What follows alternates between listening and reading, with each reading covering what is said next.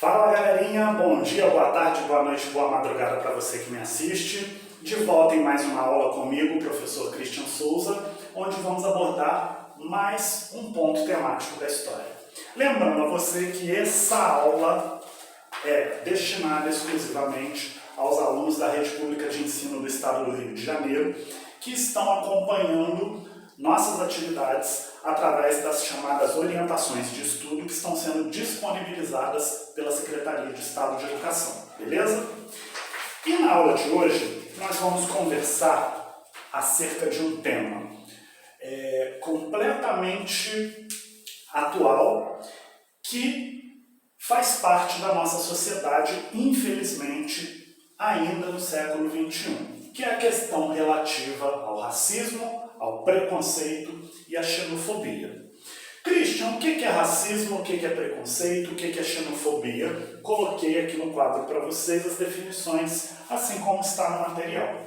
Então, no caso específico do racismo, significa você marginalizar alguém que tem um tom de pele ou que é de uma etnia diferente da sua, né? É você querer segregar, você querer separar aquela pessoa por conta de alguma característica física que ela tem. Geralmente essa característica física relacionada a questões de cor ou também de etnia, certo?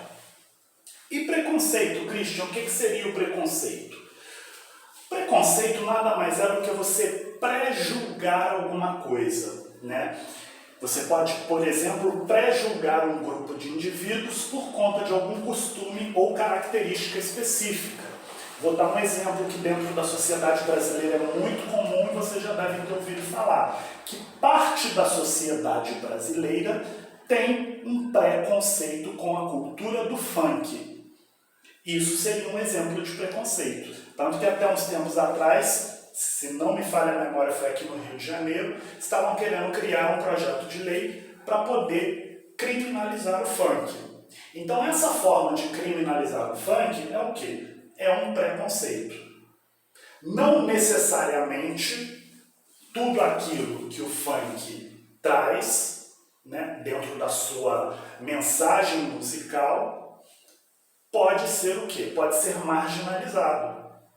É óbvio, assim como qualquer outro tipo de gosto musical, né, de estilo musical, melhor dizendo, cada um tem o seu gosto. Você pode gostar ou não gostar, né? Mas quando você criminaliza, significa o quê? Que você julga, que você preconceitua de que tudo que é produzido por aquilo ali é algo extremamente o quê? Ruim e prejudicial à sociedade. O que a gente sabe que não é verdade, beleza? E por último, xenofobia. O que seria xenofobia, Christian? Xenofobia nada mais é do que o preconceito contra alguém que nasceu em um lugar, ou seja, uma região diferente da sua. Infelizmente aqui no Brasil existe muito desse modelo de xenofobia com relação a nordestinos, né? Igual, por exemplo, a questão da chacota, você chamar um nordestino de Paraíba, isso é uma forma de xenofobia, né? Como se o fato dele ser Paraíba fosse algo que o inferiorizasse. E a gente sabe que não é verdade. Então toda vez que você tenta subjugar uma pessoa por conta da região que ela nasceu, seja de Paraíba, de cearense, de baiano, do que for, quando você usa esses termos de uma forma pejorativa, ou seja, de uma forma que você quer ofender literalmente aquela pessoa, você está cometendo o quê? A xenofobia. Então, é sobre esses três temas que a nossa aula de hoje vai abordar. E ela começa dizendo o seguinte, lá na página 19. Após conhecermos as grandes civilizações do Oriente Médio e das Américas que já vimos anteriormente, nas aulas anteriores, você deve ter percebido que ao longo do processo histórico, muitos desses povos foram desconsiderados, aliás, como protagonistas da história das grandes civilizações, sendo por vezes discriminados, especialmente os povos africanos e indígenas. melhor dizendo, os povos originários. Então, vou dar um exemplo que eu já citei na aula anterior. Quando os europeus, os espanhóis, chegam aqui no continente americano e dão de cara com astecas, maias e incas, eles subjugam a cultura dessas três civilizações, assim como os portugueses subjugaram os indígenas aqui no Brasil, por acreditarem no quê? Que na concepção europeia branca deles, a cultura deles, do europeu, do espanhol e do português, era uma cultura superior à cultura desses povos que habitavam aqui o território. Christian, isso é verdade? Claro que não. Cultura, pessoal, guardem isso, porque até lá no ensino médio a gente vai abordar acerca desse tema. Você não tem como medir cultura. Eu não posso dizer que a cultura brasileira é superior ou inferior à cultura norte-americana. Eu não posso dizer que a cultura do africano é superior ou inferior à cultura do europeu. Por quê? Porque a cultura vai se desenvolver de acordo com a localidade. Então, o máximo que eu posso dizer é que a cultura ela pode ser o quê? Diferente. A cultura brasileira é diferente da cultura norte-americana, por uma série de questões. A questão do clima, a questão do processo de colonização, que no Brasil foi uma colônia de exploração e na América Inglesa foi uma colônia de povoamento. Mas eu jamais posso inferiorizar a minha cultura em relação à outra. Continuando. A chamada civilização europeia desconsiderou os saberes e fazeres desses povos por achá-los inferiores, por não reconhecerem o quanto de sabedoria e conhecimento avançado, tecnologicamente, esses povos tinham domínio. Daí, o próprio autor da apostila relembra a vocês um filme que fez sucesso há pouco tempo, até porque o protagonista veio a falecer no ano passado, que foi o filme do Pantera Negra. Daí, na página 20, ele coloca aqui que esse filme específico, de ficção científica, tinha como principal objetivo mostrar ao mundo o quanto de riquezas materiais e intelectuais existiam no continente africano e que são ignoradas, rechaçadas ou ainda tratadas de forma o quê? Preconceituosa.